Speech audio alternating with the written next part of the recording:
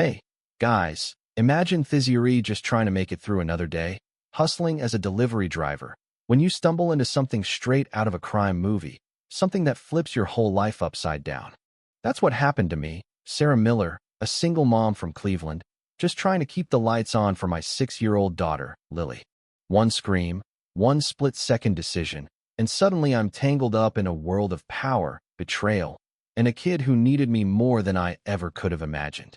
It was a Tuesday, late afternoon, and I'm hauling a crate of organic herbs to this massive estate on the outskirts of town. Think marble floors, chandeliers that cost more than my car, the kind of place you don't just walk into without a reason. I'm there to drop off rosemary, thyme, lavender, you name it, for some fancy chef who's all about farm to table.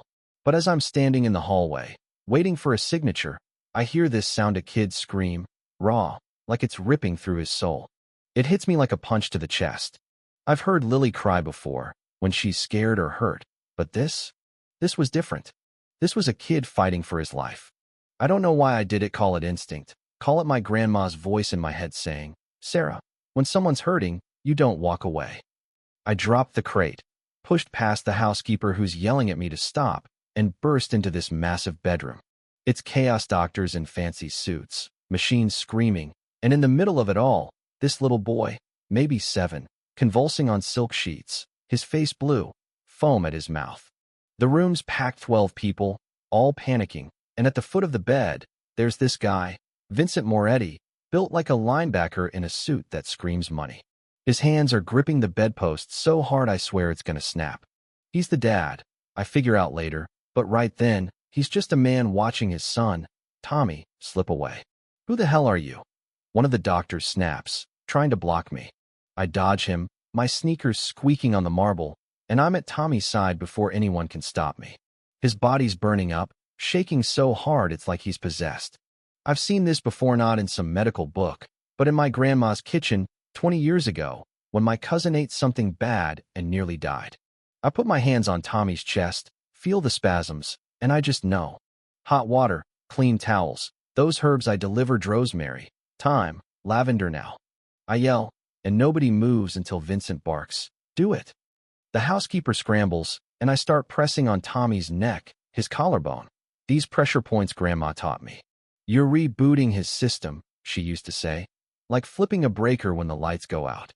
The doctors are losing it, calling me crazy, saying I'm gonna kill him. Vincent's staring at me, his hand on a gun at his waist, and he says, real quiet, "You got 30 seconds, or you're done." 30 seconds to save a kid's life. No pressure, right? I grab the hot towel when it comes, sprinkle the herbs: rosemary for blood flow, thyme for breathing, lavender to calm the nerves, and press it to Tommy's chest, rubbing in slow circles, matching a steady heartbeat. The monitors are still screaming, everyone's shouting, but I keep going, counting under my breath. 1, 2, 3. Tommy's body jerks harder, and someone yells I'm making it worse. Vincent's fingers on the trigger now, but then silence. The monitors flatline. My heart stops.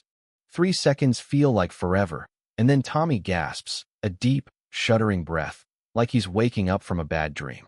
His lips aren't blue anymore. The monitors beep steady. He's alive. The room's dead quiet.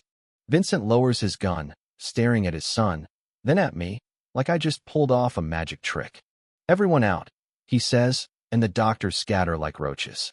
It's just me, Vincent, and Tommy now, this little boy looking up at me with big, scared eyes, grabbing my wrist like I'm his lifeline. "You're okay, sweetheart," I whisper, "just breathe." Vincent's not letting me go anywhere. He sits me down, all intense, and says, "Tell me who you are, Sarah, and don't lie." I'm shaking, but I keep it together. I'm nobody, just a delivery driver. My grandma was an herbalist, taught me a few tricks. That's it. He doesn't buy it. Not completely, but there's something in his eyes: relief, maybe, or desperation. He's a man who runs this city, owns half the docks, has judges on speed dial, but right then, he's just a dad who almost lost everything. Then I notice something when I check Tommy's mouth.